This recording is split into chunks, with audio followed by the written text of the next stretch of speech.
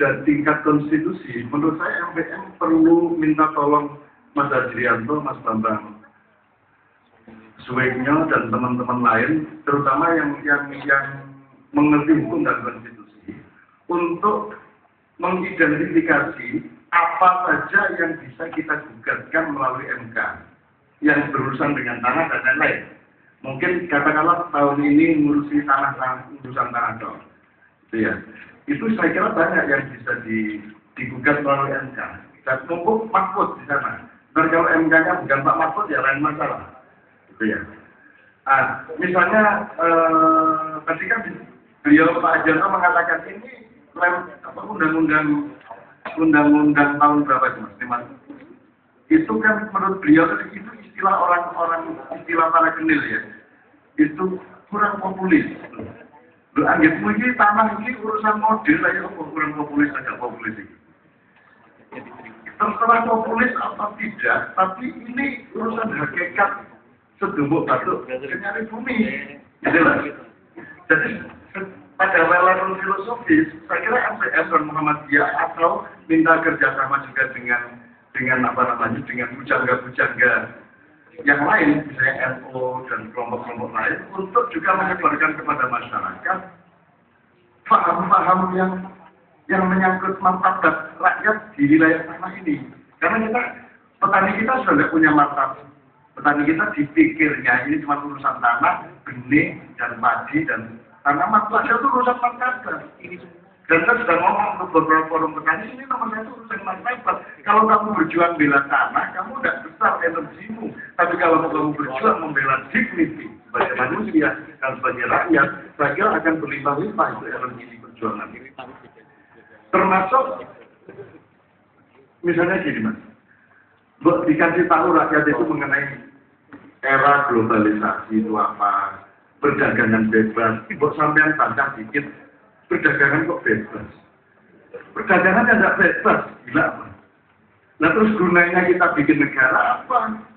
Gunanya bikin negara itu untuk mengatur regulasi di berbagai bidang agar kebebasan global itu menjadi jinak oleh proteksi negara terhadap rakyatnya. Ini gitu mestinya. Perdagangan kok bebas. Lalu tanaman pada saat yang sama Mas Said, kalau pemilu kita pakai asas bebas dan rahasia. Iya, bingungi menang. Bebas kok rahasia. Nah, bebas itu orang rahasia. Kalau bebas pemilu itu ya tidak perlu kotak. Tidak perlu kotak. Bebas kok. Nggak boleh rahasia dong. Kalau bebas itu efektif. Yang PKS, angkatan yang hitung semua pihak itu nggak usah pakai proyek lo bebas kok rahasia. Nah rahasia nggak bebas namanya. Itu aja, itu pada tingkat filosofi Mas, itu kan mengasihkan itu diomongkan. Gitu ya negara ini. Bebas kok rahasia. Gue orang tak loh, aku kumur nih gini. Lagi dan pengumpulan.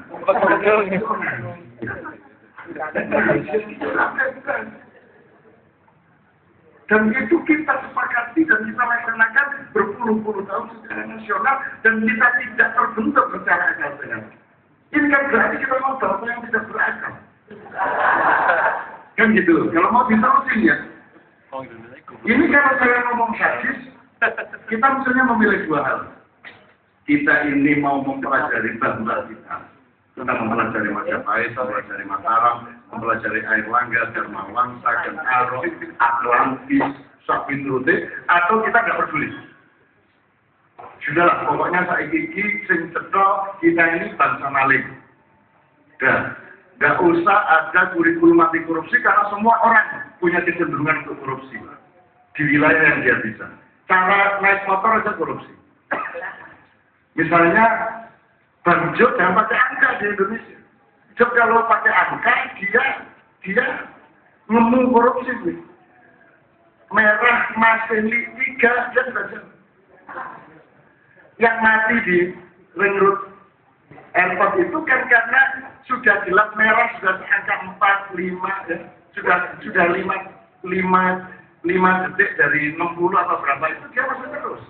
Akhirnya tabrakan sama yang sudah hijau. Jadi jangan pakai angka, biarin aja shot. Hijau loh, lagi masuk itu. Kalau pakai angka, sekarang komprominya 2, 3 udah dilanggar. Sebentar lagi 5 dilanggar. Tunggu lagi. 6 bulan lagi 10 berani jalan. Kita ini bangsa maling dan aku aja. Semua ingin maling. Presiden ingin maling dalam hatinya. Tidak ada orang kapok korupsi. Yang adalah kapok kok konangan. Begitu. Ini saya ngaku aja. Maka kita akan dandani diri kita sendiri. Awal ibzat binafsih kata Rasulullah kan begitu. Jadi di tingkat filosofi saya kira itu Muhammadiyah asik. Kalau saya mau bantuin mau lah. So khawatir lah mas. Saya diajak sarasean sama majelis takjil yang mau. Elek-elek aku yang ngerti kita. Aku ngerti lah. Aku juga mempelajari hadis, mempelajari Quran, mempelajari kitab bermacam-macam. Segala macam tafsir saya pelajari juga. Gitu loh. Tafsir apa tak pelajari mas? Meskipun cara saya mempelajari, cara saya gitu ya. Akhirnya orang tak bocor buku ini tak gerabak gitu. Itu urusan saya, Anda boleh tanya sama saya, itu yang belum saya baca, tapi saya bisa jawab, bukan karena apa? Karena saya nagih sama Tuhan, jangan permalukan saya loh, sampai saya bisa jawab loh. Akhirnya Tuhan kasih ilham, saya bisa jawab. Terus, oke, kemudian, ini mas, saya mencoba menjawab. Ini loh, Anda tadi soal Madura tadi mas, itu kan tidak bisa dijadikan masalah psikologis dan budaya. Bahwa Madura pertama kos, nyewa uang, kemudian dia menguasai separuh rumah, kemudian 2 tahun kemudian semua rumah jadi milik orang Madura. Itu kan bukan masalah budaya, itu kan masalah etos kerja ekonomi dan memang ketegaan orang Madura untuk seperti itu. Orang Jawa mungkin lebih halus, lebih sopan. Orang Madura memang begitu. Orang Madura itu berani bahasa Madura sama Tuhan. Berani bahasa Madura di Rusia, berani dia bahasa Madura. Kalau orang Jawa kan tidak tega ngomong Jawa waktu tawaf gitu. Orang Madura tega kok. Ngomong Madura itu tidak perlu belajar bahasa apapun, dia bisa jualan dimanapun. Itu orang Madura. Jadi Anda jangan cemburu sama orang Madura, saya pelajari loh sampai situ.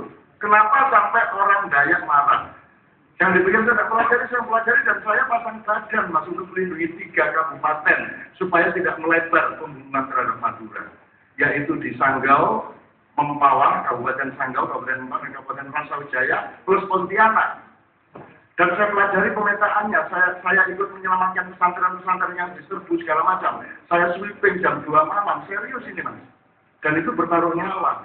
Jadi saya melihat salahnya Madura di sini, salahnya Dayak di sini, saya objektif. Jadi kalau orang Madura memang etos kerjanya luar biasa, jangan malu lah. Cak Koteng itu dari warung kecil sampai akhirnya toko-toko yang di belakangnya itu dibeli semua. Itu Cak Koteng itu sampai dulu ditubuh kalau Cak Koteng. Itu bukan asli Madura loh, dia cuma orang Wonocolo Surabaya loh. Bayang orang asli Madura. Itu katanya Swargon tuh Planet Madura.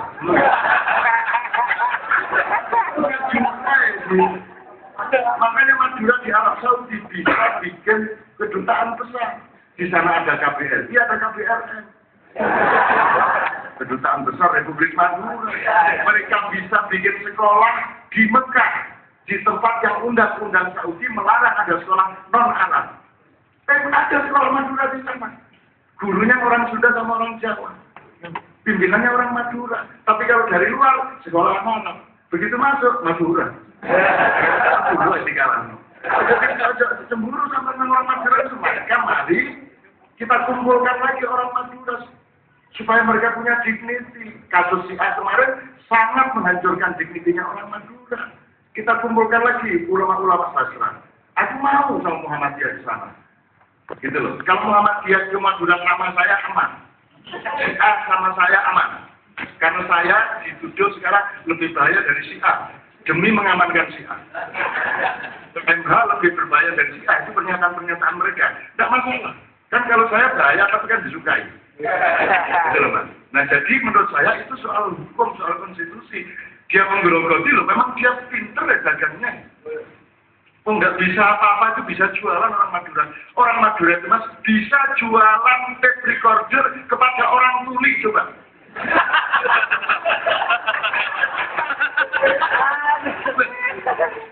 Tenang mas, itu dahsyat kemampuan mereka itu dahsyat. Mereka itu ada ke WTC Surabaya. Itu makelarnya handphone itu semua Madura dan mereka tidak ngerti handphone sedikit pun. Tapi berani. Nah itu mestinya kita pelajari mereka, kita tiru mereka. Jadi menurut saya rakyat memang ada yang kacau juga mas. Tapi jangan, menurut saya salah rakyat, tetap salah pemimpinnya. Gitu loh.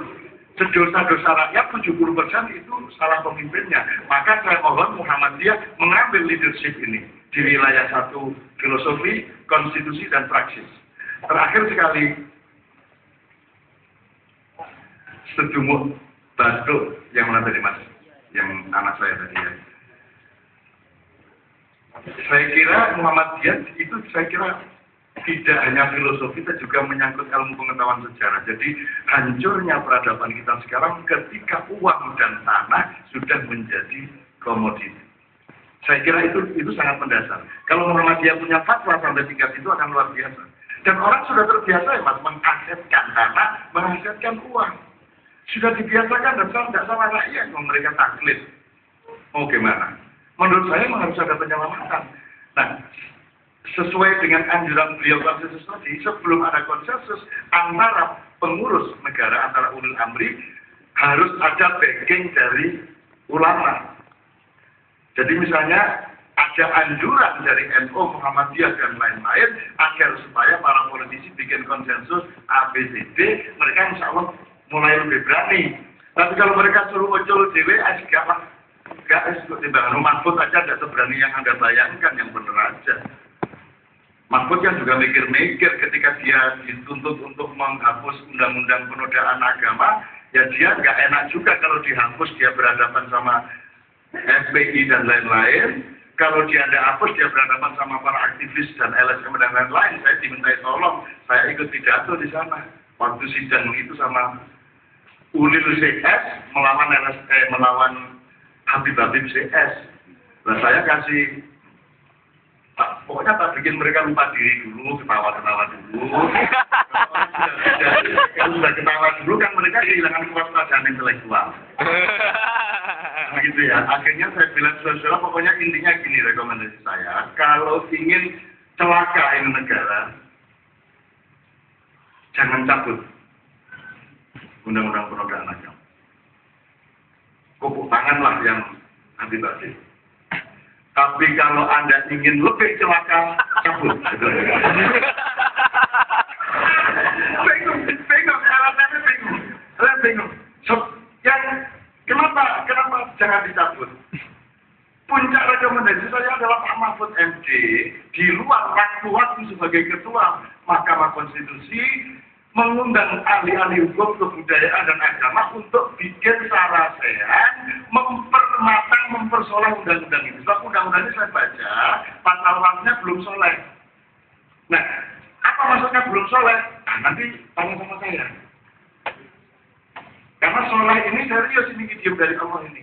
Ini undang-undang belum soleh, artinya undang-undang itu kalau sudah soleh, berbanding semakin sedikit mudaratnya, semakin tinggi kesolehannya. Jadi dia sudah melalui simulasi, hitungan, regulasi, segala perhitungan sosial yang ruwet, komprehensif. Semakin sedikit mudaratnya, semakin tinggi tingkat kesolehannya. Nah, undang-undang ini baru manfaat untuk sebagian kecil orang, tapi mudarat untuk sebagian banyak orang. Dia harus disolehkan. Maka Pak Mahfud mohon membuat narasian. Akhirnya teman-teman LSM itu senang karena saya sudah menyebut bahwa undang-undang ini belum soleh. Itu sudah puas mereka. Jadi akhirnya saya disenangi sama kedua-duanya. Terus begitu selesai acara ini supaya Anda punya man saya. Selesai sidang, akhirnya Pak Mahfud sudah punya keputusan. Begitu keluar saya dilalah bareng sama Ulil Absor yang kurang absor itu. Saya bilang Ulil, pidatonya Ulil sangat bagus seperti Pak Said, sangat bagus secara Islam, secara agama sangat bagus. Lil, tapi pidato itu hati-hati, gak kira diterima orang tadi. Oh aja. Lah penulis kandung salah Al-Fatihahmu. Al-Fatihah salah Al-Qur'an, apa yang salah kabeh. Jadi kamu mesti dandanin sejak alhamdulillahirabbil alamin arrahmanirrahim. Kamu akan disalahkan terus. Mulai saya sampun itu hati-hati lah kalau orang Indonesia ini jelas lah nih sebenarnya. Terus saya temani dia keluar, begitu keluar ribut di luar. Jajal. Orang nutin jajal apa? Jika sekolah siapa yang jajal? Terus mereka ulil. Lah saya sekolah aku ya yo, mulai. Aku yang jajal, bersuai, ulil kita. Akhirnya ketawa mereka, ketawa. Kan lumayan mas, dari marah jadi ketawa. Terus akhirnya ambil itu datang dan tidak baik nyebut diri Dajjal. Lu baik setelah itu daripada menyebut diri Nabi. Dia mengaku diri setan, mengaku diri Abu Jahal, mengaku diri dolim, fakir. Ini kuntum minaz zalimin daripada saya ekspresi saya ke masyarakat sebagai orang alim, enggak, saya sebagai orang yang dajjal. Saya sudah lama dajjal. Jadi antum hari ini dapat pelajaran, saya bilang gitu ya, saya antum ini kurang bergaul, saya bilang. Yang saya ya, ini supaya Muhammad yang lebih gini. Nabi Musaddiq itu saya datangi.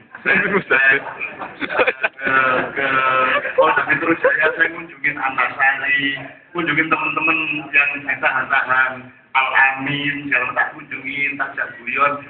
Terakhir Musaddiq, nah, ini melakukan ini. Terus tak rangkul. Bos, undangi bos toh. Nek kalau nek ustaz ya ora cocok. Ya akhirnya bos. Kicak. Sampai itu salahnya dua. Salah ke. Nomor satu, sampai kalau membimbing masyarakat, itu jalannya jangan terlalu cepat. Masyarakat kita ini jalan aja belum tuh bisa, sampai lari cepat. Kepondal masyarakat. Akhirnya sampai masuk tahanan.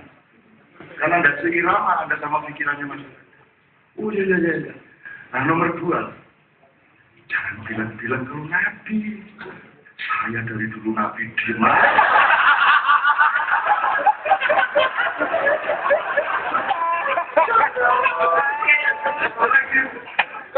Saya dari dulu Nabi itu saya jaga diri jangan sampai ada yang sampai malah bilang-bilang. Sampai ada yang terakhir sekali. Supaya Muhammad ini ya Pak. Saya ingin saya mewariskan sesuatu yang besar. Muhammad dia mewariskan sesuatu yang besar. Saya akhirnya bilang, saya dimelecak, tolong saya jadi saksi yang meringankan saya. Musaddiq bilang, oh siap, saya bilang jangan khawatir, gitu ya. Terus sakit saya cak, jadi nggak jadi saksi. Jadi, bos, cuman gini masalahnya, sampai kan Nabi. Nabi itu punya nubuat, nah yang bisa bela Nabi itu Rasul. Lah saya ini sudah nunggu di salah saya. Kan belum jadi Rasul, mana bisa belain Nabi. Jadi hanya sabar sebentar, kurang ajar. Mudah-mudahan ini menyegarkan pikiran Anda.